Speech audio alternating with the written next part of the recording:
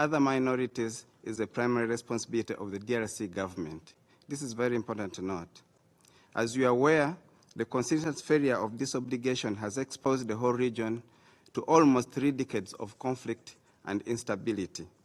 And Madam President, the situation in North Kivu is of concern to Rwanda and other regional states, given the buildup of military coalition comprising of FRDC, mercenaries, Rwandan genocide FDLR forces, and its splinter groups. There are also unruly militia rebranded as Wazalendo, which include armed extremist Hutu groups known by the name of Nyatura, formed by FDLR and the Burundian army, the Force Nationale Burundi. The DRC government therefore continues to provide logistical support and operational and financial support to these armed groups, especially the genocidal FDLR, to fight alongside FARDC against M23. It is clear the Rwandan genocide FDLR has been fully integrated into Congolese army as a matter of government policy, and this has been repeatedly reported on by the UN group of experts. This is a matter of serious concern to Rwanda, that a force that annihilated over 1 million Rwandan Tutsi has been integrated into the armed forces of Congolese, and this must be addressed. This alliance continues to target innocent Kinyarwanda-speaking Congolese and has caused widespread violence, hate speech, and cynically motivated murders, which have been increasingly well-funded and degenerated into another genocide in the region. We are at the brink of a very serious catastrophe in the region as a result of this armed group. Hate speech and crude tribalism have become the currents of Congolese politics under the current administration. Currently, in the eastern DRC, ethnic discrimination and targeted killings have become the order of the day. Rwanda appeals to the Council to hold accountable the DRC government for peddling and encouraging spread of hate speech targeting part of its population. Rwanda will continue to call for accountability. This Council cannot continue to normalize hate and its consequences. The recent deployment of the SADC force, SAMI-DRC, further complicates the already dire situation. SAMI-DRC is not a neutral force, as evidenced by its selective application of mandate, whereby it's targeting only one armed group, the M23, and at the same time fighting alongside other armed groups embedded within the FARDC, including the Rwandan genocidal FDLR. Joint operations between MONUSC and the FARDC with allied groups, among them the genocide FDLR, is also a matter of concern to Rwanda. Rwanda takes this alliance and intended goal very seriously. Madam President, Rwanda believes that the solution to the conflict in eastern DRC is very simple and would only be addressed by the DRC political will to address the basic demands of the Kinyarwanda-speaking Congolese, including recognition of their basic and inherent citizenship rights, and as nationals of DRC, granting them political and civic rights, repatriation of Congolese refugees who have been in Rwanda, Kenya, and Uganda for more than 2 decades, coming to almost 30 years for some of them, and repatriation of the genocidal FDLR armed groups back to Rwanda. Rwanda's position on the problem of M23 has been very clear since the resumption of hostilities. This issue must be resolved politically amongst Congolese. We will not accept this problem to be externalized into Rwanda by force once again. It should be well noted that any solution that doesn't cater for the root causes of the conflict in eastern DRC will not last. As you might be aware, in 2012 to 2013, the M23 was defeated militarily. However, 10 years later, the rebel group re-emerged, once again demanding protection of their people that were being persecuted, chased from their ancestral lands, their animals killed, homes destroyed, and women and girls raped. Madam President, during the just concluded presidential election in DRC, we witnessed high-level anti-Rwanda rhetoric.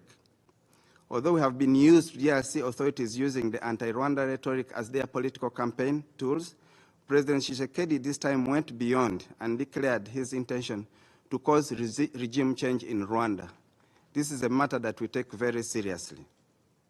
The same threats and intentions to cause a regime change in Rwanda were echoed by the Burundian President Evariste Ndayishimiye during his trip to Kinshasa in January 2024.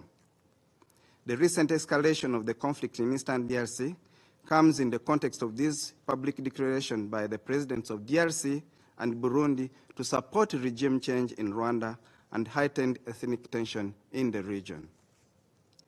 We need to bring to the attention of this Council that in the interest of peace, Rwanda has been cautious and avoided responding to the provocative acts by the Congolese government, including sharing on the Rwandan territory, violation of Rwandan airspace by Congolese fighter jets, cross-border shooting by FDLR soldiers, and parading of armed FDLR and Wazalendo elements at the border between Rwanda and DRC. Make no mistake, Rwanda takes seriously the statements by the presidents of DRC and Burundi to cause a regime change and the direct support to the FDLR genocidal force. As a result of these direct threats, Rwanda has adjusted its posture accordingly. We wish to stress that any force that directly or indirectly corroborates and supports the genocidal FDLR is considered belligerent to Rwanda. Madam President, I wish to reiterate that Rwanda believes that the solutions to the security challenges in DRC cannot be found in blame games or externalizing DRC's internal problems. The solutions lie in inclusive and constructive dialogue meant to address the root causes of the conflict. Madam President, to conclude, the security challenges in our region are complex, but they are also solvable. Amplifying the false allegation of the DRC government while never holding it accountable for allying itself with armed groups which have committed and continue to commit serious human rights abuses against civilians cannot lead to solutions. The DRC government support to Rwandan genocidal force is a matter of state policy and not the choice of individual actors as claimed. Ending the Congolese government support to the FDLR and ensuring their demobilization and repatriation to Rwanda is a non-negotiable requirement. If Kinshasa continues to support the genocidal FDLR and other anti-Rwanda elements, Rwanda's defensive and preventive mechanism will remain in place to guard against violation of our borders and airspace and counter any spillover into Rwanda to ensure total security for our territory. Territorial sovereignty for DRC is also territorial sovereignty for Rwanda. So both matters, it cannot be one or the other. It has to be both. Rwanda will never allow the FDLR and their backers, directly or indirectly, to cause any harm to Rwanda or our people. Before ending this statement, I wish to emphasize 4 key points. 1. Protecting the rights and lives of Kenya-Rwanda-speaking Congolese is a primary responsibility of the government of DRC. The international community cannot be a bystander when hate speech and persecution is normalized. This has happened before in Rwanda in 1994. We should not allow it to happen again. Second, the DRC support for the genocidal FDLR is state policy and not the choice of individual actors. This is very serious threat to Rwanda's security and territorial integrity and must be addressed. Third, Rwanda takes very seriously the threat by the Congolese government to cause regime change in Rwanda using force. Number 4. The root causes of conflict in the Democratic Republic of Congo, and particularly in Eastern DRC, must be addressed honestly, justly, and transparently to stop the cycle of violence and achieve sustainable peace in the region. We cannot repeat the same mistakes and expect a different outcome.